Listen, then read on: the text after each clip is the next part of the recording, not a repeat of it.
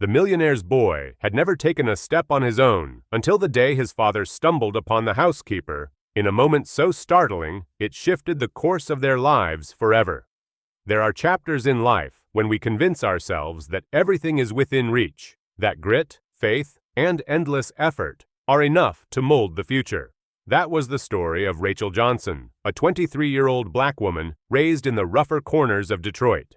From the time she was little, she carried a relentless belief that persistence could rewrite her family's fate. She dreamed of the day she'd graduate college, land a reliable job, buy her mother a modest home, and send her younger brother off to a university where opportunities seemed endless. Every morning before the city woke, Rachel pulled on her worn sneakers and jogged down cracked sidewalks, lined with boarded-up shops and graffiti-tagged walls. She kept her eyes fixed on the dim horizon, promising herself in silence that she would not surrender. She scavenged old newspapers and tattered magazines from bus stations, teaching herself about places she'd never seen. She signed up for every free class offered at the local church. Each lesson, each scrap of knowledge, became another brick in the foundation she was building for a brighter tomorrow. But fate is rarely a straight road. One bitterly cold winter evening, tragedy arrived. Rachel's father, the man she admired above anyone else, collapsed from a sudden stroke and passed away before dawn. His absence hollowed their small household and shoved Rachel, her mother, and her brother into a chasm of debt. Medical bills stacked like mountains. The rent came due in red notices. Her brother's tuition threatened to vanish into a dream they couldn't afford. Rachel folded away her college textbooks, her hands trembling as if she were sealing her hopes in a coffin.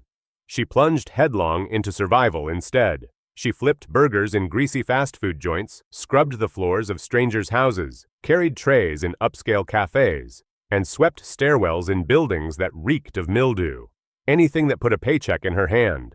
Her once delicate fingers grew thick and raw from bleach and soap. Her shoulders slumped from dragging herself through midnight shifts that seemed endless. Still, she bore it all without complaint. Every dollar meant her mother's medicine or her brother's future. Yet, as the weeks blurred into years, Rachel felt caught in a whirlpool of exhaustion. Each night, she sat by the drafty window of their cramped apartment, staring at stars that blinked faintly above the smoke of the city.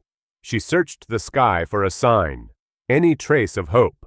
The big dreams that once filled her chest now felt crushed beneath the weight of poverty, duty, and fear. Then, on a late autumn afternoon, when the air bit like knives and her spirits were nearly extinguished, hope came knocking, literally. Their elderly neighbor, Mrs. Eleanor Green, wrapped in a faded wool shawl, appeared at the Johnsons' door. "Rachel, sweetheart," she said kindly, "I know a wealthy family up on the Upper East Side who need a live-in housekeeper and nanny. They pay well, but their boy is unusual. Since his mother passed last year, he hasn't spoken a word or taken a single step. If you need steady work, I can put in a word for you." Rachel froze. She had never pictured herself working for the rich, tending to their problems while her own family struggled. Yet the overdue rent stared at her from the kitchen counter, her mother's cough rattled in the next room, and her brother's future trembled on the edge of collapse. She had no real choice. Swallowing her pride, she nodded, though dread pooled in her chest. "Thank you, Mrs. Green," she whispered, trying to muster a grateful smile. The next morning, Rachel pulled on her threadbare coat, tucked a homemade sandwich into her faded tote bag, and boarded the subway, heading north. The train rattled with weary commuters, faces blank with their own burdens. Rachel pressed her forehead against the smudged glass, watching the graffiti-scarred streets of her neighborhood dissolve into gleaming skyscrapers, spotless sidewalks, and polished cars. When she finally stepped onto the Upper East Side pavement, it felt like stepping into another universe. The broad sidewalks glowed under amber-leaved trees. Boutique windows displayed gowns that cost more than her family's yearly rent.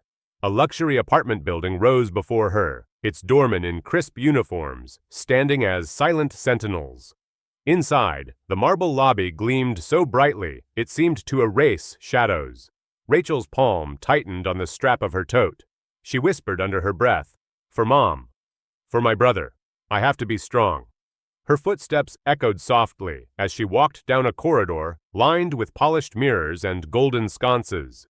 Finally, she stopped before an immense mahogany door carved with intricate swirls, the entrance to a world that would alter her life forever. The door swung open, a rush of cold air swept past her legs, and her heart thudded against her ribs. She stepped inside, dwarfed instantly by the cavernous space. A chandelier of sparkling crystal spilled light across a marble floor so reflective it mirrored her every step. The foyer unfolded like a museum exhibit. Paintings aligned with military precision, sculpted orchids standing in perfect white bloom, and a velvet runner leading toward a sleek fireplace that flickered with controlled warmth. To her left, an antique grand piano gleamed, its lacquered surface flawless, a silent reminder that music lived here in hushed perfection. Rachel's eyes flicked toward a mirror near the staircase, and for a painful instant she saw herself, thin, tired, a young black woman in a fraying coat with hair pulled into a hurried knot. She looked like a smudge of charcoal against a masterpiece of wealth. Fear gnawed at her stomach. If I break even one vase in this place, I'll owe more than 3 months' rent, she thought. Before panic could take over, a voice carried from down the hall, steady, warm, and commanding. "You must be Rachel, yes?" Rachel turned to see Mrs. Margaret Blake, a silver-haired woman in her late 50s, gliding toward her with poise. She wore a tailored navy suit, a leather-bound book tucked under one arm. Her eyes, a piercing steel blue, radiated authority, but her smile softened their edge. "Come in, dear," Mrs. Blake said, her voice soothing like a hand on the shoulder. "I've been expecting you. Don't worry. Once you settle in, you'll find your place." That gentle tone, combined with the firm kindness in her gaze, steadied Rachel's trembling knees. For the first time in weeks, maybe months, she felt a faint flicker of safety. What Rachel could not yet know was that this threshold marked not just the beginning of a job, but the start of a journey that would change her life, and the life of a boy who had forgotten how to live, forever. Rachel Johnson had walked through many doors in her 23 years, but never one that made her feel as though she was stepping into another planet. The door before her was no ordinary door. It was a slab of dark mahogany, carved with swirls as elegant and intimidating as the gates of a cathedral. When it swung open, the first sensation was not the sight of the glittering penthouse, but the air itself. It rushed past her in a cold, perfumed gust, carrying the faintest trace of lavender polish and marble stone. The smell of money, she thought, and her knees trembled. She clutched the strap of her canvas tote bag so tightly her knuckles blanched. That bag, faded from years of use, was all she could afford. A patch sewn on one side where the fabric had frayed. It carried a peanut butter sandwich wrapped in wax paper, a second-hand paperback with pages curling at the edges, and a notebook where she tracked every dollar she earned. Nothing about it belonged in this place. Rachel took her first tentative step over the marble threshold, and the sound of her footfall startled her. The click of her worn shoe echoed like a rifle crack through the cavernous foyer. She froze, almost certain someone would appear to scold her for disturbing the silence, but only her own quickened breath answered back. The foyer stretched upward like a cathedral nave, its ceiling lost in the glow of a crystal chandelier that sparkled with 100 lights. Each crystal shard caught the afternoon sun streaming in from the towering windows and fractured it into cold prisms across the floor. Rachel's reflection shimmered on the marble tiles, her thin frame wrapped in a threadbare winter coat, her dark curls tied hastily at the nape of her neck, her face pale with nerves.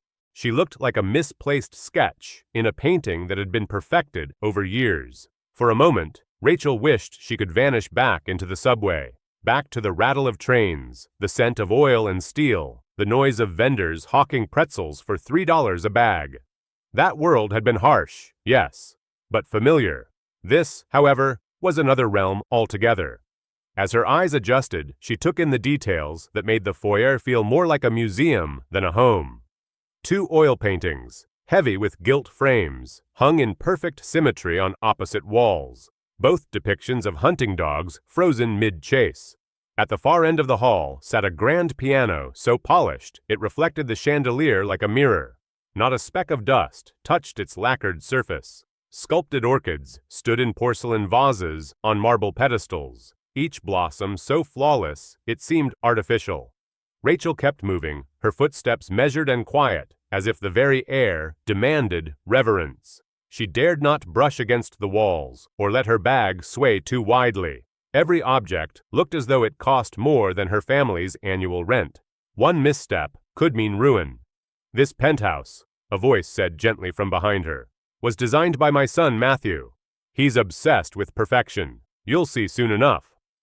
Rachel turned. Standing just inside the doorway was Mrs. Margaret Blake, the woman who had hired her. Silver-haired, elegantly dressed in a navy blouse and pearls, she exuded the calm authority of someone who had long since grown used to this world of wealth. Yet there was kindness in her smile, a softness that steadied Rachel's trembling heart. Rachel nodded but kept silent. The words "obsessed with perfection" lodged in her mind like a thorn. She tucked them away, knowing instinctively they would matter later. Mrs. Blake guided her down the corridor, their footsteps muffled on the velvet runner that stretched the length of the hall. The silence in that home was not merely the absence of sound. It was the weight of unspoken rules. Rachel felt it pressing against her shoulders. When they entered the living room, Rachel nearly gasped aloud. The space was vast, with ceilings so high they seemed to scrape the clouds. Yet despite its size, the room felt frigid, not from temperature, but from the absence of life. The walls, painted in sleek slate gray, seemed to absorb warmth rather than reflect it. Every piece of furniture sat at perfect right angles. The sofa, upholstered in charcoal velvet, bore no wrinkles or dents, as if no one had ever sat upon it. A glass coffee table gleamed without a single fingerprint. The chandelier above cast its golden glow across the room like honey. But somehow the sweetness stopped short of touching the heart. What Rachel noticed most was what wasn't there. No family photographs, no child's toys, no clutter of jackets by the door or mail stacked carelessly on a counter. Nothing to suggest that life had ever spilled freely through this space. It was, Rachel thought, a velvet tomb, a chamber of perfection so complete it had suffocated the very warmth a home should hold. Her chest tightened, and she had to force herself to take a slow, steady breath. Mrs. Blake noticed her unease.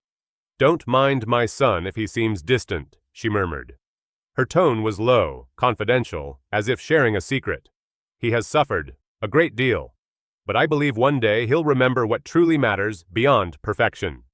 Rachel nodded again, though her relief was mixed with a sharper apprehension. The real master of this house was not the kind woman at her side, but the son she spoke of, a man defined by loss and encased in ice. Rachel sensed that even a single word from him could reduce another person to insignificance. Her heart thudded as her gaze shifted toward the staircase at the far end of the living room. There, standing in the half-shadows, was a tall figure. Rachel had not heard him approach, but his presence was undeniable. He was Matthew Blake, 35 years old, dressed in a charcoal gray suit, so perfectly cut it seemed molded to his body. His ash-brown hair was slicked back, not a strand out of place. His jawline was sharp as stone, his lips pressed into a firm line. The room itself seemed to pause around him. Even the air grew still. Matthew said nothing at first, only watched. His eyes, steel gray, piercing, swept over Rachel with a mixture of suspicion and expectation, as though he were measuring her worth against some invisible ledger. His gaze left her skin prickling, as if he had marked her as both intruder and subordinate. Behind those cold eyes, however, Rachel caught a flicker of something else. Exhaustion, pain, a wound no one had soothed. At last, his voice cut the silence. Low, steady, almost toneless. "If my mother chose you, it must be all right." He inclined his head slightly, no more than an inch, as though granting permission for her existence. Then his words shifted, sharper. "Just make sure you don't complicate things." The statement hung in the air, both a greeting and a warning. Rachel's throat tightened, but she refused to shrink. She squared her shoulders, met his eyes for one steady heartbeat, and answered with quiet resolve.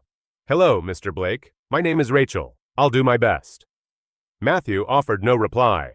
He turned to his mother, asking briskly about schedules and house rules, then strode toward his study. The door closed with a click so sharp it echoed through the room like the ceiling of a vault. Rachel exhaled only when he was gone. The air itself seemed heavier now. She understood. To Matthew, she was not a person, not even a caretaker. She was simply another cog in the machinery of his perfect world.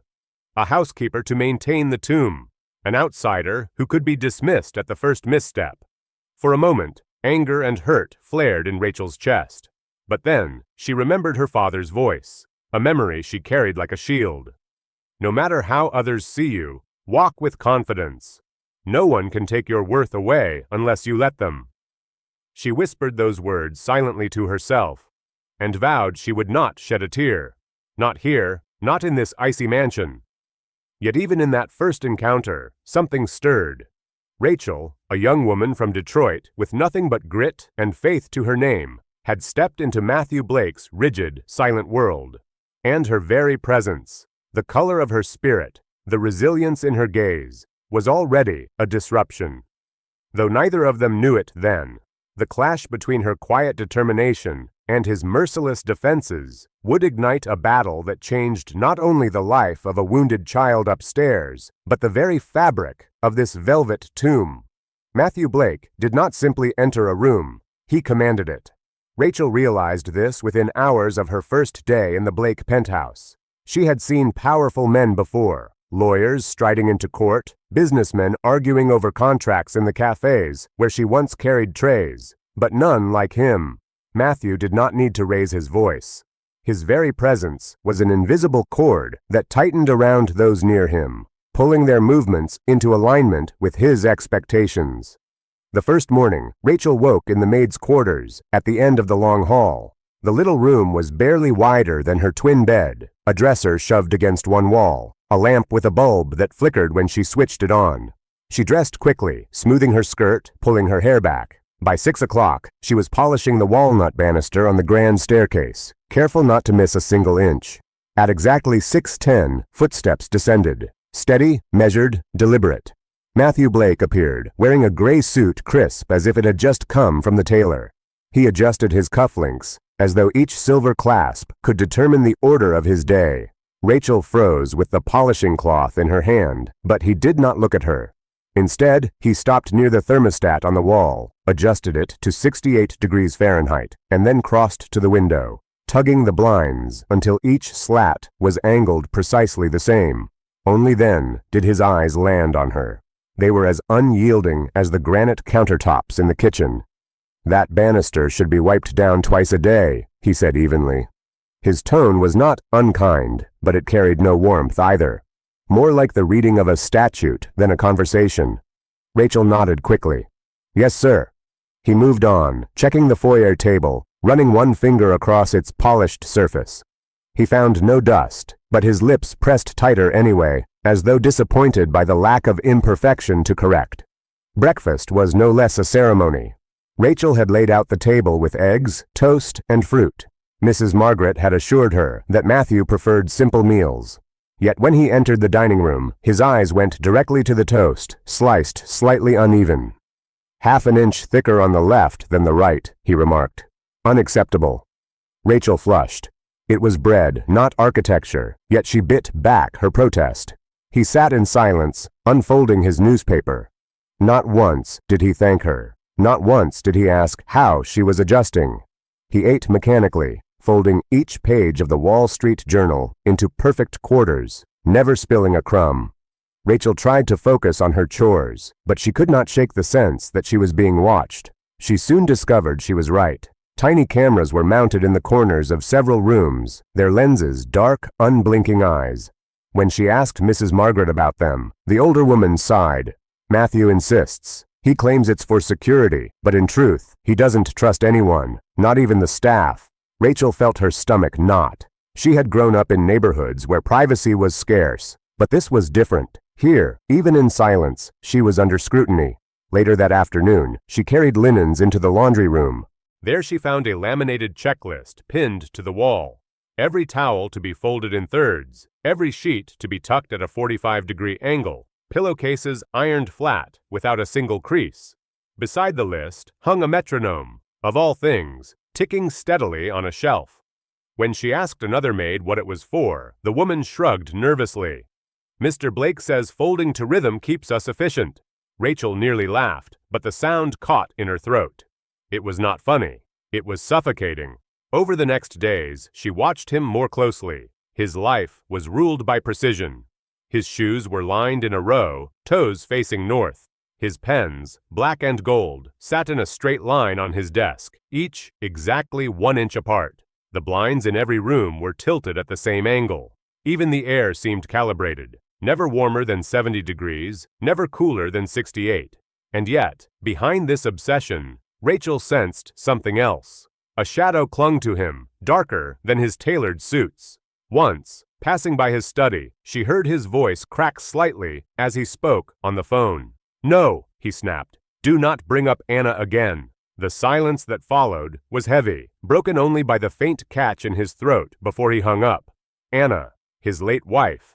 The name carried sorrow sharp enough to slice through even his armor of control.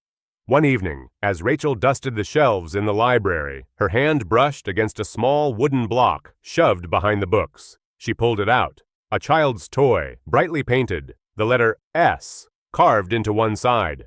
Clearly Samuel's. For an instant, she imagined the boy, once laughing, once running through this very room. But the toy had been hidden, out of sight, like a memory too painful to confront. The sound of Matthew's footsteps behind her made her jolt. She turned quickly, hiding the block behind her back. His eyes narrowed. "Did you find something?" Rachel swallowed hard. "Just dust, sir." For a long moment, he studied her, and she felt as though he could see through her very skin. Then he turned, without a word, leaving the room. The block weighed heavy in her palm, even after he had gone. She tucked it carefully back where she had found it. That night, in her small room, Rachel lay awake, staring at the ceiling. She understood, now. Matthew Blake was not merely cold. He was a man carved hollow by grief, filling the void with rules and routines, so rigid they crushed everyone around him. He lived in fear of chaos, fear of loss, fear of anything that might remind him of the life he had once had and lost. But fear, Rachel knew, was no foundation for a home. It was a prison. And Matthew had not only locked himself inside, it seemed he had locked his son Samuel in there with him. As the days passed, Rachel began to notice the toll his obsession took on the boy. Samuel rarely emerged from his room, and when he did, Matthew's eyes followed him constantly. If the boy left a toy on the floor, Matthew picked it up instantly, returning it to the shelf. If Samuel spilled even a drop of milk, Matthew's jaw clenched. The boy shrank under his father's gaze, retreating deeper into silence. Rachel's heart ached. She saw herself in Samuel, in his wide, fearful eyes, in the way he curled into himself. She remembered her own childhood, the nights when fear crept in through the cracks of their Detroit apartment, when her mother's cough rattled through the dark, and her father's absence left her trembling. She had learned then that silence could be both shield and shackle, and now Samuel bore the same weight. One evening, Rachel lingered in the hallway outside Samuel's door. She heard nothing, only the faint rustle of pages. She leaned closer and whispered, "It's all right, sweetheart. You're not alone." The door opened suddenly, and there was Matthew, his eyes like steel. "Do not," he said softly, dangerously, "interfere." Rachel met his gaze, her heart hammering. For the first time, she did not look away. "He's a child," she said. Her voice was quiet, but it carried a strength she hadn't known she possessed. Matthew's lips tightened, and for a moment she thought he would lash out. But instead he stepped back, retreating into the shadows of his study. The door closed with its familiar click, sharp as a lock turning. Rachel pressed her palm against the cool wall. She knew then that she had crossed an invisible line. The battle between her quiet resolve and Matthew's iron control had begun. And in the center of it all stood Samuel, a boy too small to fight, a boy whose salvation depended on whether she dared to keep standing against the master of this house. The first time Rachel entered Samuel's room, she felt the weight of silence press against her chest. It wasn't just quiet. It was an oppressive stillness that hung in the air like thick smoke, thick enough to make every breath feel shallow. The room itself looked more like an exhibit than a child's sanctuary. Bright pastel walls, a collection of toys neatly arranged on shelves, and a small bookcase filled with picture books, their covers unscathed, as if they had never been touched. Rachel stepped inside, her footsteps soft against the pale gray shag rug.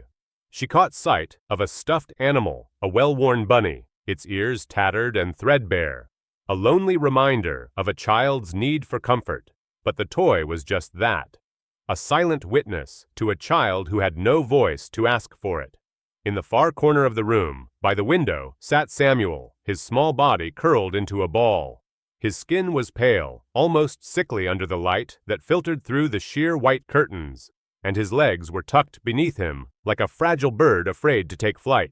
His blonde hair, usually unruly and wild with childhood play, lay limp against his forehead, as though weighed down by an invisible burden. He didn't move when she entered.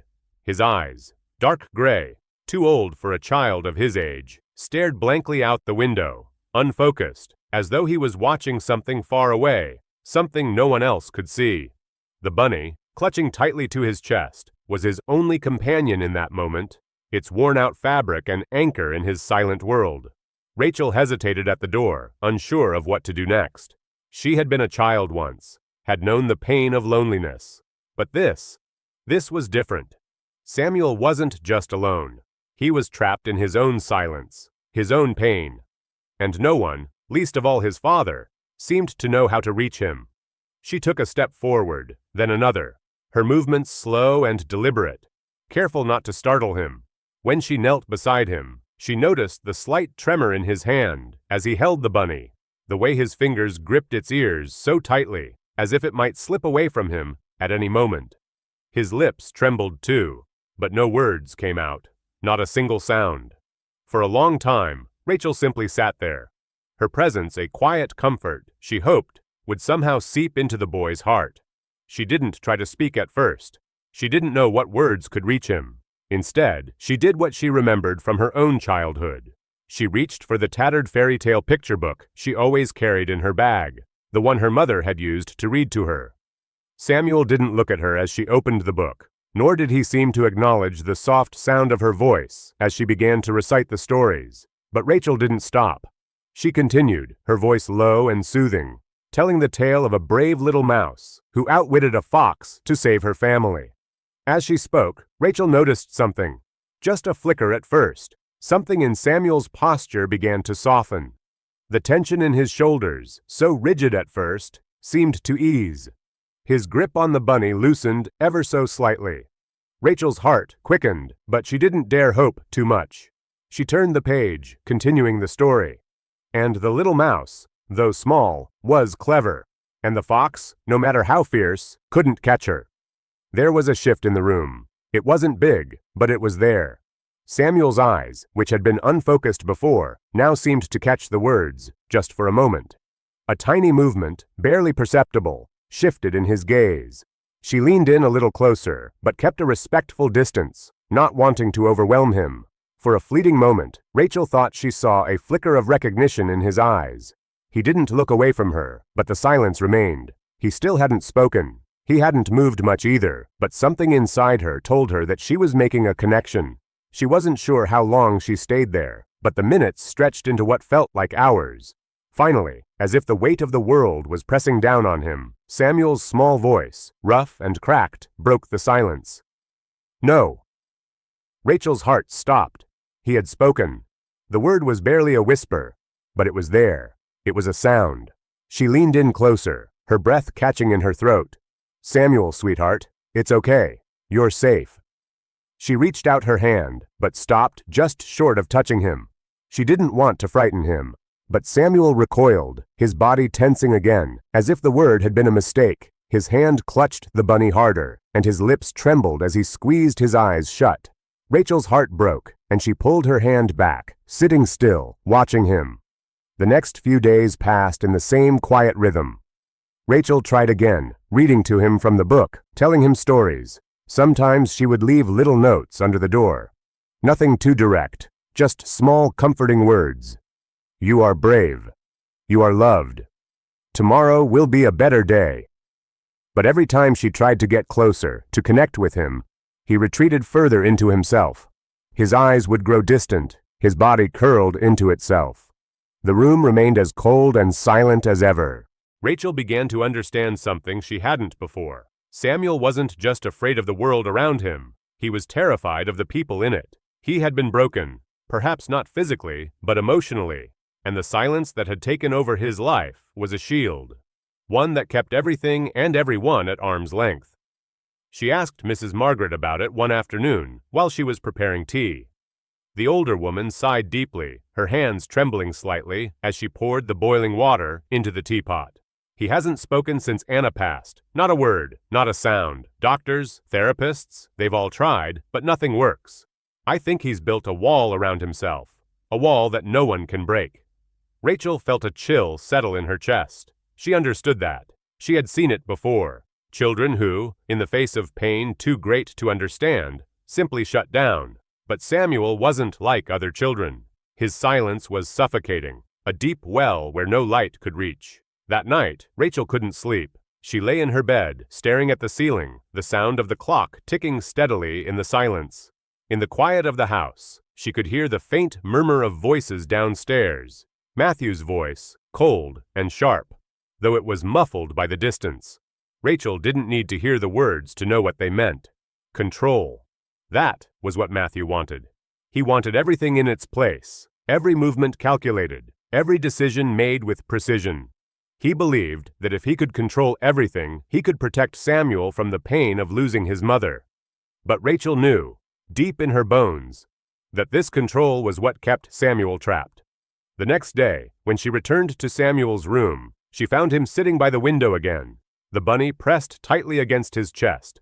This time, however, Rachel didn't approach him with the book. Instead, she simply sat beside him, just out of reach, and let the silence stretch between them. She waited. And waited. Eventually, Samuel shifted slightly, his small body stiff but not withdrawn. His eyes flickered toward her, then back to the window. And for the first time, Rachel didn't feel the need to fill the space with words. She let the silence sit between them like an old friend. It was a small victory, but it was something. Samuel wasn't looking away. He wasn't retreating. He was simply being.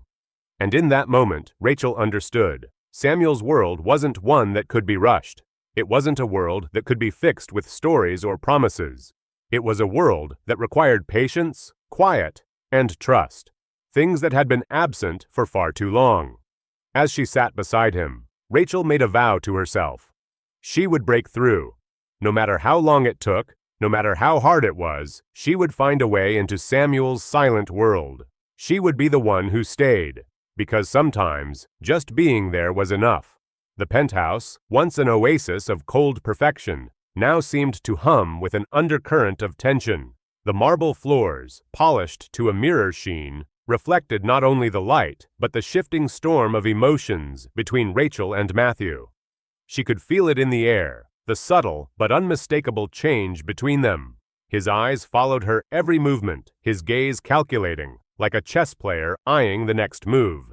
And Rachel? She knew she had entered dangerous territory.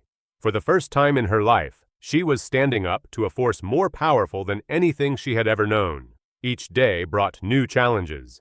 It started small, just a comment here or there, an observation about the way she folded the towels or the way she polished the silver. You missed a spot. Don't forget the edges. Matthew's criticism was delivered with a calm that bordered on coldness, as though it were merely a fact to be stated, not a rebuke. But Rachel could feel it building, the weight of his silent judgment pressing down on her like a heavy stone. The tipping point came one evening when she was trying to comfort Samuel after a particularly hard day. She had noticed him retreating even further into his shell, his little body stiff as a board, his eyes glazed over in that familiar, distant way. He hadn't spoken in days, and Rachel was growing desperate. She decided to sit with him, just as she had before, with her worn fairy tale book. But this time, she decided to try something different, a song, something soft, something familiar to her. She began humming, the melody gentle and soothing, a lullaby her mother used to sing to her when the world outside felt too big, too harsh. For a brief moment, she thought Samuel might respond. His body seemed to relax slightly, and for the first time in what felt like forever, he looked at her, his gray eyes searching hers. It was a fleeting moment, one that lasted only a second before he shut down again. But it was enough. It was progress. That was when Matthew appeared in the doorway, his expression unreadable, his body rigid. His sharp intake of breath was the only sound that filled the room, and it was enough to send a chill straight down Rachel's spine. "What are you doing?" Matthew's voice was low, too controlled, but there was an edge to it that sent a wave of tension crashing through the room. Rachel straightened up, instinctively moving away from Samuel, as though her presence had been a trespass. "I was just singing to him, trying to—" "Stop!" Matthew's command cut through the air like a knife. His eyes were cold, narrow slits of authority. "He doesn't need your emotions, Rachel. He needs to follow the treatment plan. We don't have time for your feelings." Rachel blinked, stunned by the harshness of his words. But she refused to back down. Not this time. She had seen the damage that Matthew's rigid control had done to Samuel. She could no longer stand by and watch him tighten the invisible chains around the boy's heart. "He's a child, Matthew," Rachel replied, her voice shaking but firm. "You can't just order him to get better. You can't control him like one of your objects." His jaw tightened. The air between them crackled, charged with the weight of unspoken truths. Rachel had crossed a line, and they both knew it. But there was something in Matthew's eyes now, something beyond the cold mask of the businessman, the stoic figure of a father who thought he could fix everything with rules. There was fear, raw and unguarded. "Don't ever speak to me like that," he growled. "You don't know what you're talking about. I'm trying to help him." Rachel felt her heart race, but she held her ground. "You're not helping him, Matthew. You're locking him in a cage." The words hung in the air like a thunderclap, loud and unrelenting. Matthew's fists clenched at his sides, his breath coming in short, sharp bursts. For a moment, Rachel thought he might lash out at her, might even fire her on the spot. But instead, he stepped back, his chest rising and falling with the weight of his emotions. "I know what loss feels like," Matthew said, his voice quieter now, but still laced with that raw edge. "I lost Anna. I lost everything. Do you think I want to lose my son too?" Rachel's heart softened at the mention of Anna. She had heard snippets of the story, Matthew's wife, gone too soon. But the depth of his grief was something Rachel had never truly understood until now. He wasn't just controlling Samuel to control his environment. He was trying to protect the last piece of his heart, the last connection to the woman he had loved. But protection, Rachel knew, could easily become suffocation. And that's what Matthew was doing. He wasn't giving Samuel room to breathe. He wasn't allowing the boy to heal. He was smothering him with his own fear.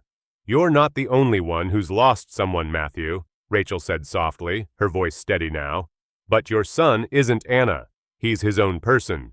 You can't love him back to life by controlling him. You can't protect him by turning him into a prisoner." For the first time, Rachel saw the slightest crack in Matthew's armor. His shoulders slumped, and his eyes lost their fierce edge. He looked lost, as though he were drowning in his own grief and couldn't find his way out.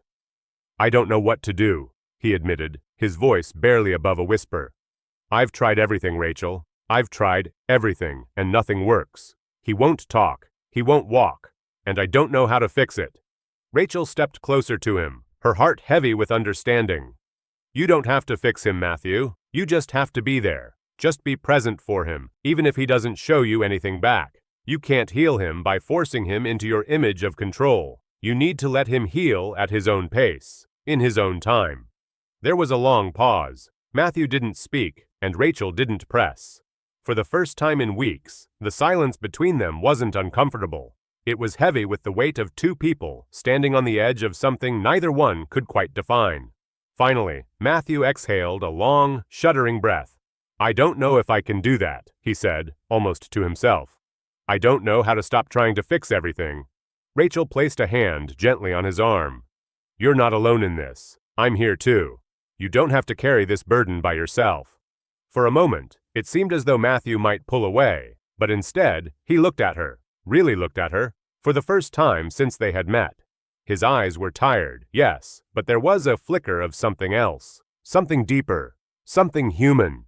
"I don't know what will happen with Samuel," he said, his voice thick with emotion.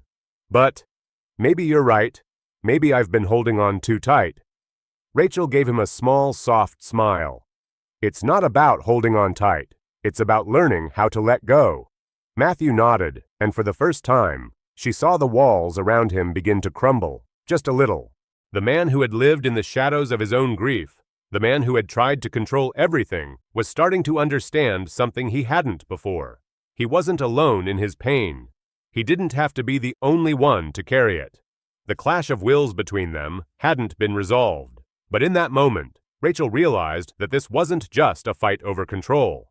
It was a battle for something deeper, something that, if they both let it, might just heal the wounds that had plagued both of them for so long. The weeks that followed that confrontation marked a slow, uneasy truce between Rachel and Matthew. Their interactions, once laden with the weight of unspoken tension, began to change, if only just. Matthew remained a man of calculated silence, his every movement still wrapped in the suffocating tightness of control. But Rachel noticed the small shifts. The glances that once bristled with suspicion were now longer, softer, as though he was seeing her for the first time. He still didn't fully trust her. Perhaps he never would. But he no longer regarded her as an intruder. She was beginning to understand Matthew in ways she had never imagined. Beneath the cold facade of the businessman, the rigid father who seemed to think he could fix everything with rules and routines, she could see the cracks in his armor. They were subtle, fleeting moments, barely noticeable to anyone else, but to her, they were a sign that he was beginning to let someone in. That wasn't to say things were easy. There were days when the old, unspoken rules came rushing back, as if the house itself demanded perfection. Matthew would check the temperature in the rooms, adjust the angle of the blinds, make sure the furniture was exactly in place. But each time he did, Rachel would notice a hesitation in his step, a brief glance toward Samuel's room, as though he was wondering if he was doing the right thing. One afternoon, Rachel found herself in the kitchen, preparing lunch for Samuel.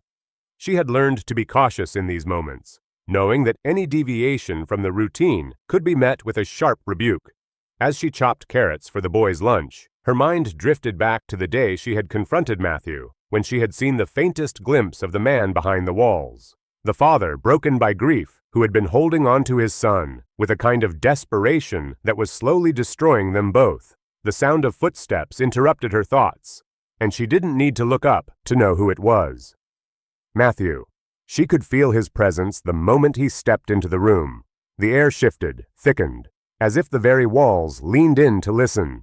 He said nothing at first, only stood at the entrance, his posture rigid, his eyes fixed on the counter. But Rachel could feel the weight of his gaze on her. She didn't look up, pretending to focus on the task at hand. Yet her heart thudded in her chest, the tension between them building once again. Then, just when she thought he would speak, he said something that caught her off guard. "Rachel," he began, his voice quieter than usual, almost hesitant. I don't know if I'm doing this right." She froze, the knife slipping from her hand and clattering against the cutting board. She turned slowly to face him, unsure if she had heard him correctly. His eyes were not as cold as before. Instead, they were shadowed with something deeper, something closer to vulnerability. "I don't know how to fix him," he continued, his words spilling out with the weight of frustration. "I thought if I just kept everything in order, if I followed the plan, I could protect him. But I can see it now. It's not working. Nothing's changing." Rachel's breath caught in her throat. For the first time, Matthew Blake, the man who had seemed so unshakable, so impenetrable, was admitting that he didn't have all the answers. He was vulnerable, human, like the rest of them. She set the knife down, stepping closer to him. "Matthew," she said softly, her voice steady but warm. "You don't have to fix everything. You just need to be there for him." "I am there for him," Matthew snapped, but it lacked its usual force. His shoulders slumped slightly, as if the weight of his own words had deflated him. "I try, but it's like he's so far gone, like I'm losing him every single day. I can't reach him." Rachel's heart broke at the rawness in his voice. She had seen it in his eyes before, the fear, the helplessness. But now it was undeniable. He was a man consumed by his need to control, but underneath it all was a father who was terrified of failing his son. "You're not losing him, Matthew," she said quietly, her voice soft but sure. "He's still there. He just needs time." And love, not rules. Matthew didn't respond right away. He just stood there, his gaze fixed on the floor, his hands clenched into fists at his sides. The silence stretched between them, thick with all the unspoken things neither of them dared to say. And then, something unexpected happened. Matthew let out a long sigh, the sound heavy with years of unspoken grief. His shoulders sagged further, as though he were surrendering to something. Slowly, he looked up at Rachel, and for the first time since they had met, she saw something that wasn't fear or anger or control in his eyes. There was a flicker of something else. Vulnerability. "I don't know how to do this," he admitted, his voice low and hoarse. "I don't know how to be the father he needs. I've spent so long trying to protect him, trying to fix him, that I've lost sight of who he really is." Rachel's heart ached for him, for the man who had been so consumed by grief that he couldn't see what was right in front of him. "It's okay," she said softly, her voice steady and kind. "You're not alone in this. We'll figure it out together." For a long moment, neither of them spoke. The air between them was thick with the weight of their shared understanding, the realization that they were both caught in something far larger than themselves. The battle for Samuel's future wasn't just about control. It was about breaking down the walls that had kept him trapped, both inside his own mind and in the cold world Matthew had created around him. Matthew finally nodded, his lips pressed together in something that could almost be a smile. It wasn't much, but it was a start. "Together," he repeated softly, as if the word itself were foreign to him, but somehow comforting. The days that followed were not easy, but something had shifted between them. Matthew was still the man who demanded perfection, who checked every detail and scrutinized every movement. But Rachel began to see the cracks in his armor more clearly. She saw the moments when he hesitated, when his hand would tremble just slightly as he adjusted the blinds or checked Samuel's lunch. The walls around him were crumbling piece by piece, and though it was slow and painful, it was progress. And most importantly, Samuel began to respond. Just a little at first, but enough to be hopeful. He would look up from his book when Rachel entered his room. He would reach for her hand, tentative at first, then more sure. His gray eyes, once so distant, began to soften, as if he could finally see through the fog of his own silence. It wasn't a miracle, and it wasn't immediate. But it was a beginning. And for Rachel, that was enough. The days after the small victory in the kitchen, when Matthew had finally acknowledged his own fears, his own doubts, were neither smooth nor free from tension, but they marked a new beginning. Rachel had never imagined she would be the one to crack the armor around Matthew Blake. The man who had lived a life of icy precision, of rigid control, now stood before her in a fragile state, a man just beginning to see the world through a different lens. But for every step forward, there were 2 steps back. Matthew was still Matthew. His temper was still sharp, his expectations rigid, and his ways were entrenched in years of habit. He had not yet learned to let go of the reins entirely. He had only begun to soften, and that softness was still tentative, still vulnerable, like a house built on sand, with the waves threatening to rush in at any moment. It was enough for Rachel to see that the cracks in his armor were widening, but they were far from wide enough to allow full access. The fortress of his grief, his pride, and his fear remained, looming over them both. In the mornings, Rachel would find herself tiptoeing through the house, adjusting to the new rhythm. It wasn't easy. There were days when Matthew's glances would still make her feel as though she were walking on eggshells. His sharp eye would catch every imperfection, every stray thread or misplaced spoon. But there was something different now, something in his eyes that spoke of quiet contemplation, something almost human. It wasn't just the cold, calculating businessman she saw anymore. The father, the man who had suffered unspeakable loss, was showing through, if only in glimpses. It was a delicate balance. Rachel could see the change in Matthew, but she also saw the fragility in it. One wrong move, one careless mistake, and she feared the walls would rise again, high and impenetrable. Still she persevered, taking each day as it came, understanding that the cracks she had begun to create would take time to widen fully. One particular afternoon, Rachel found herself sitting with Samuel in the playroom, the 2 of them silently assembling a toy train. Samuel, whose silence had once been so suffocating, had begun to speak in short bursts. Words, though still few, came more often now. He was hesitant, shy, but he had started to trust her. He was starting to remember how to laugh, how to be a child again. It wasn't much, but it was something. For Rachel, it was enough to keep pushing forward. She looked up as the door opened, and there, standing in the doorway, was Matthew. His presence was no longer the sharp, intimidating force it once had been, but there was still a weight to him, a gravity that pulled the room into his orbit. His eyes immediately fell on Samuel, who, despite his progress, still sat in silence, absorbed in his train set. Rachel held her breath, wondering what Matthew would do, what he would say. "Is he—" Matthew's voice trailed off, and Rachel could see the uncertainty in his eyes, the same uncertainty he had shown when he admitted his failure to protect his son. "Is he any better?" he asked, his voice barely above a whisper. Rachel glanced at Samuel, who was carefully connecting the pieces of the train track, his brow furrowed in concentration. "He's doing better," she said, her voice warm but cautious. "It's slow, but he's starting to come around. It's going to take time, Matthew." He nodded, though Rachel could see the frustration flickering in his eyes. His hands were clenched at his sides, his jaw tight, as though he were holding something back. "I'm tired of waiting," Matthew said suddenly, the words slipping out before he could stop them. His voice rose slightly, betraying the rawness of the emotions he had kept hidden for so long. "I don't have time for time. I need him to be better. Now. I need him to be whole again. We're running out of time." The words stung, though Rachel tried to keep her composure. She knew Matthew's desperation was born of fear, the kind of fear that could paralyze a man, a father, until he no longer knew which way was up. But it still hurt to hear him speak of his son, as though he were a project to be completed, a puzzle to be fixed. Samuel was not a machine. He was a child, and children did not heal by adhering to rigid schedules or deadlines. "Matthew," Rachel said, her voice soft but firm, "he's already healing. Just not in the way you want. You can't rush this. You can't fix him by force." Matthew's eyes flashed, and for a brief moment, Rachel saw the old Matthew, the one who demanded perfection in every corner of his life, who expected results, not progress.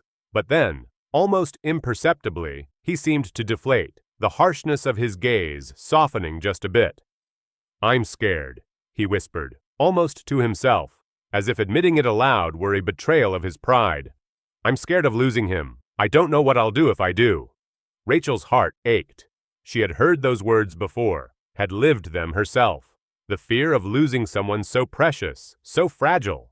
Her own family had lived in constant fear, fear of their lives being ripped apart in an instant. But she had learned that holding on too tightly only suffocates. "You won't lose him, Matthew," she said gently, stepping closer to him. "But you have to trust that he can heal. Trust that we're on the right path, even if it doesn't look the way you want it to. He needs love, not control." Matthew's eyes were closed now, and for a moment, he seemed to retreat into himself. Rachel waited, holding her breath, wondering if her words had reached him. She had seen him open up a little, just a crack, but it was still fragile. If she pushed too hard, he could snap back into the man who believed that perfection was the only path forward. Finally, Matthew opened his eyes, and Rachel was startled by what she saw. Vulnerability, raw and unguarded. "I don't know how to stop," he admitted quietly. "I don't know how to let go of this fear." Rachel reached out and placed a hand on his arm, feeling the warmth of his skin, the tension in his muscles. "You don't have to do it alone. I'm here. We're in this together. You don't have to fix everything, but you have to trust that sometimes letting go is what will save him." There was a long silence between them, one that spoke volumes. Matthew nodded slowly, as though accepting something he hadn't been ready to face before. The walls that had separated them for so long, both physical and emotional, began to erode, just a little. "I'm trying," he said, his voice hoarse but sincere. "I really am." Rachel gave him a soft smile, one that she hoped carried the weight of her understanding. "I know." In that moment, Rachel knew that the road ahead would still be difficult. There would still be days when Matthew would fall back into old habits. Still be moments when the walls between them felt too thick to break through. But there was also something new, something fragile and yet powerful, that had begun to form between them. It was an alliance, built on the quiet understanding that they were no longer enemies fighting for control. They were partners, united by their shared love for Samuel, both trying to navigate the darkness and find a way through. Samuel's recovery, their recovery, would not be easy, but for the first time in a long while, Rachel felt hopeful. The path was still unclear, but she knew they could walk it together. By the time they reached Seattle, the air between Rachel and Matthew had shifted in a way neither of them had expected. The city, known for its misty mornings and towering pines, felt like a different world compared to the gleaming, perfect penthouse that had been both a prison and a sanctuary for Samuel. For the first time, there was an unspoken understanding between the three of them. The journey to Seattle was more than just a physical trip. It marked a turning point in their struggle, against grief, against fear, and against the suffocating weight of expectations. Rachel had researched every aspect of the therapy center they were visiting, the one that specialized in multi-sensory treatment for children with trauma. The idea of incorporating animals, music, and movement into Samuel's recovery was bold, but she knew it was the kind of approach that might work for him. Samuel had been trapped for so long inside his own mind, unable to express his pain. The idea of introducing him to a new environment filled with life and warmth seemed like the only way forward. But as much as she believed in this, she also understood how fragile this plan was. She knew how deeply Matthew's skepticism ran. He wasn't one to embrace something untested, especially not after the long string of failed therapies. When they arrived at the center, the first thing Rachel noticed was the smell. It wasn't the sterile, antiseptic scent of hospitals or the harsh chemicals of modern treatment rooms. Instead, it was a fresh, earthy smell, like rain on the forest floor. It was warm, inviting, and peaceful, a stark contrast to the cold, controlled environment they had left behind in New York. Samuel, still withdrawn, clung to Rachel's side as they entered, his eyes wide, his body stiff. The world outside had been so vast and overwhelming for him, and now, even though this was a safe space, the unfamiliarity of it all was enough to make him retreat further into his shell. Matthew, ever the skeptic, looked around with an unreadable expression. He was silent at first, but Rachel could feel the tension in him. She knew that part of him was still questioning if this would work, still grasping at the last threads of his tightly held control. The fear that had consumed him for so long was still there, buried beneath the surface. But this time, he wasn't the man in control. This time, he was simply a father, trying to figure out how to help his son find his way back to the world. "I don't know if this will work," Matthew said, his voice low, his words filled with a mixture of doubt and hope. He looked at Rachel, his gaze searching for reassurance. Rachel turned to him, her hand gently resting on Samuel's shoulder. "We don't know for sure, but it's a chance, and sometimes that's all we have left." The staff at the center welcomed them with open arms, guiding them through the facility, showing them the areas where children interacted with the animals, played music, and engaged in movement therapy. It was unlike any place Rachel had ever seen. Bright, vibrant, alive with energy. There was a quiet but palpable sense of hope in the air, something she hadn't felt in so long. They started Samuel's first session with the animals. A gentle golden retriever, wagging its tail, approached Samuel slowly, as if sensing his hesitation. Rachel's heart skipped a beat, as Samuel recoiled at first, his body going rigid. But the therapist, a calm woman with kind eyes, knelt down beside him. "It's okay," she said softly. "The dog just wants to be your friend." The dog, sensing Samuel's fear, sat down beside him, its head tilted slightly, as if offering silent reassurance. Rachel could see the change in Samuel's eyes. Something softened, just a little. He reached out tentatively, his fingers brushing the dog's soft fur. For a moment, the world seemed to pause. Samuel's hand trembled as he petted the dog, but it wasn't the same kind of fear she had seen before. It was curiosity. It was a spark of life, slowly beginning to surface after months of silence. Matthew stood off to the side, his arms crossed, his face unreadable. But Rachel noticed the subtle change in his posture. The tension that had once defined him was gone, replaced by something softer, something that resembled hope, even if it was fragile and uncertain. The next part of the therapy involved music. Samuel was guided into a room filled with soft, natural light, and a therapist placed a small guitar in his hands. The music was soothing, slow, and gentle, nothing too overwhelming. As Samuel strummed the strings, he hesitated at first, his fingers clumsy, unsure. But Rachel saw it, the tiniest spark of joy, the way his face softened as the music filled the room. He didn't play perfectly, but that wasn't the point. The point was that he was engaging with the world around him in a way he hadn't in months. It was in that moment, as she watched Samuel hold the guitar, that Rachel realized how far he had come. He wasn't healed, not yet, but he was taking the first steps. And those first steps were all that mattered. Matthew, who had stood at the door watching quietly, took a slow step forward.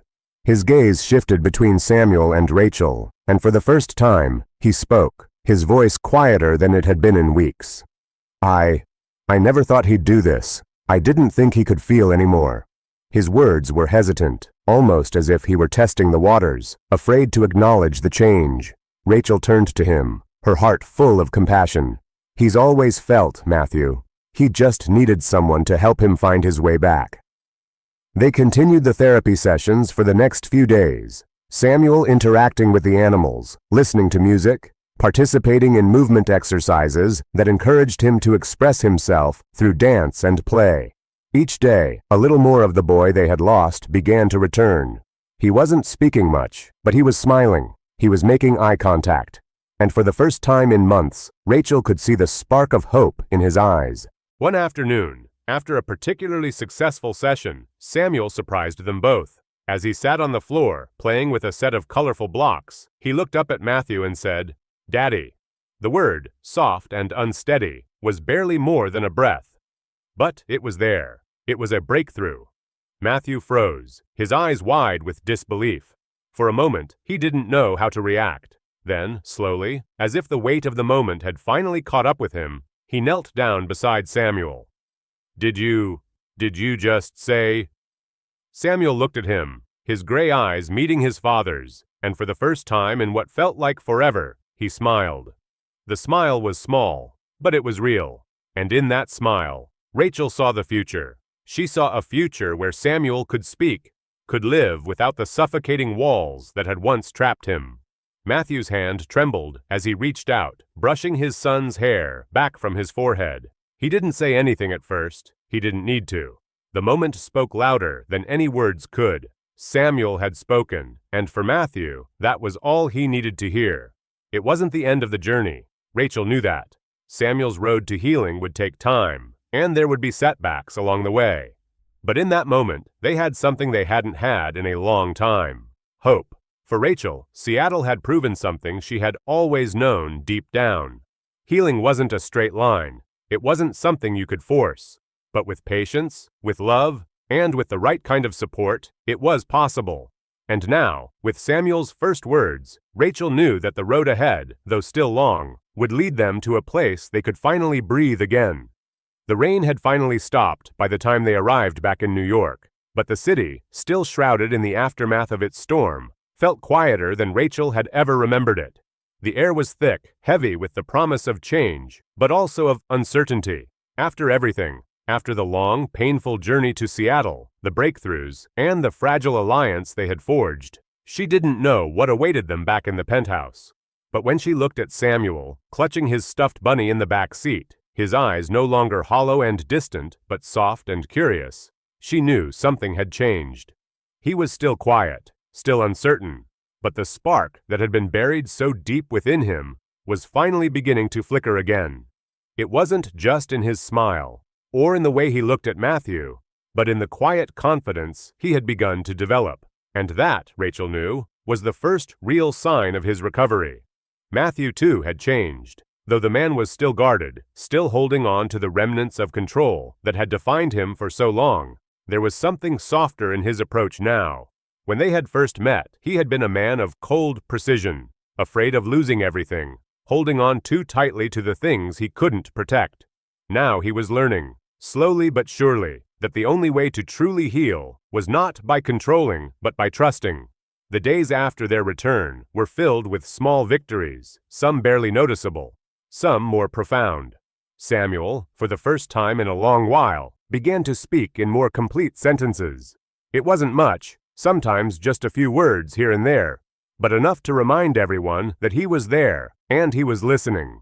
Rachel could see the changes in him, could feel the weight lifting from his small shoulders. His once pale and fragile frame was slowly filling out, his eyes less haunted. But it wasn't just Samuel who was changing. Matthew, too, was learning to adapt. The walls that had once stood so high around him were crumbling, piece by piece. There were still moments when his old ways crept in. The occasional sharp word, the fleeting glances that told Rachel he was still unsure of what to do. But in those moments, he no longer shut himself off completely. Instead, he leaned in, just a little. He started asking questions about Samuel's therapy, about the things Rachel was doing with him. He was learning to listen, and that was more than Rachel could have hoped for. It was one quiet afternoon, when the sunlight filtered through the tall windows of the penthouse, that the final piece seemed to fall into place. Rachel had been sitting with Samuel at the kitchen table, reading a book with him, when Matthew appeared at the doorway. This time there was no rush, no irritation in his demeanor. He simply stood there, watching them, his eyes softer than she had ever seen them. "I never thought I'd see this," Matthew said, his voice quiet, almost reverent. "I never thought I'd see him like this again." Rachel didn't speak immediately. She knew that, for Matthew, this wasn't just about Samuel. It was about him, too. The guilt, the fear, the endless pressure he had placed on himself to fix what couldn't be fixed. She saw him now for what he was, just a man, a father, struggling to find his way through a world that had taken too much from him. "Samuel's not fixed, Matthew," Rachel said softly, her voice carrying the weight of what she knew to be true. "None of us are, but we're healing, together." Matthew took a step into the room, and Rachel noticed the change in his posture, the way he wasn't standing so stiff, so formal anymore. He was simply present. For the first time, Rachel felt as though he was truly there, not as a man trying to maintain control, but as a father trying to be there for his son. Later that evening, after Samuel had gone to bed, Matthew and Rachel sat together in the living room. The once cold, imposing space now seemed a little warmer, a little less foreign. The air between them was still fragile, still uncertain, but it was also filled with a quiet kind of hope. A hope that had grown from the ashes of grief, from the small steps they had taken toward healing. "I've been thinking," Matthew said, his voice low, hesitant. Maybe it's time to make some changes. Maybe it's time I stopped trying to hold on so tightly." Rachel didn't speak right away. She could feel the weight of his words, the depth of what they meant. "It's not easy," she said finally, her voice steady. "But you're already doing it. You're here. You're trying. That's all anyone can do." Matthew nodded slowly, his eyes distant for a moment, before meeting hers. "I can't change the past. I can't undo what happened with Anna. But I can try to be a better father. I can try to be better for Samuel." Rachel smiled, the warmth in her chest spreading out, like the sun breaking through the clouds. "You're already there," she said simply. The following weeks brought more change. Samuel's laughter, once a distant memory, began to fill the penthouse again, ringing through the halls like the first breath of spring after a long winter. He still had moments of fear, moments where the past would haunt him, but each day he seemed a little stronger. His relationship with Matthew grew, slowly but steadily. It wasn't perfect, and it never would be, but it was real. For the first time in months, Rachel saw a glimpse of the father and son she had always hoped they could be. As time passed, they began to make plans for the future. Samuel was enrolled in a new school, one that would support his unique needs. And though Matthew was still hesitant about the unknown, he took Rachel's advice and made the choice to trust. The walls between them began to crumble completely, leaving behind a new foundation for their family, one that was not built on fear, but on love, patience, and understanding. One afternoon, as Rachel watched Matthew and Samuel play a game of checkers, laughing over each move, she felt a quiet sense of peace settle over her. This was what healing looked like. Not grand gestures, not perfect moments, but the small, everyday steps that led to something greater. They had all come so far. And then, one chilly autumn evening, as they sat around the dinner table, Matthew, Rachel, and Samuel, their hands intertwined, their lives forever changed, Matthew turned to Rachel, his voice low but filled with sincerity. "You've done more than you know, Rachel. You've brought us back from the edge." Rachel smiled, her heart full. "We did it together. It's all of us finding our way." It wasn't a perfect ending. No journey to healing ever was. But in that moment, surrounded by the warmth of their home, their laughter, their love, Rachel knew that the road ahead, though still uncertain, would lead them somewhere good. Their family, once fractured and broken, was whole again, not because they had all the answers, but because they had learned to trust, to love, and to hold on to the belief that no matter how dark the past had been, there was always a light ahead, if they only had the courage to walk toward it. If you've enjoyed this story and the journey of healing, we'd love to hear your thoughts. What do you think is the most important thing when it comes to overcoming trauma and finding hope after loss? How do you think trust and patience can help rebuild broken relationships? Drop a comment below and share your insights. We'd love to start a meaningful conversation with you. Don't forget to like this video, share it with someone who could use a little inspiration, and subscribe to our channel for more stories that dive into the power of love, healing, and personal growth. Together, we can create a space where hope is always within reach.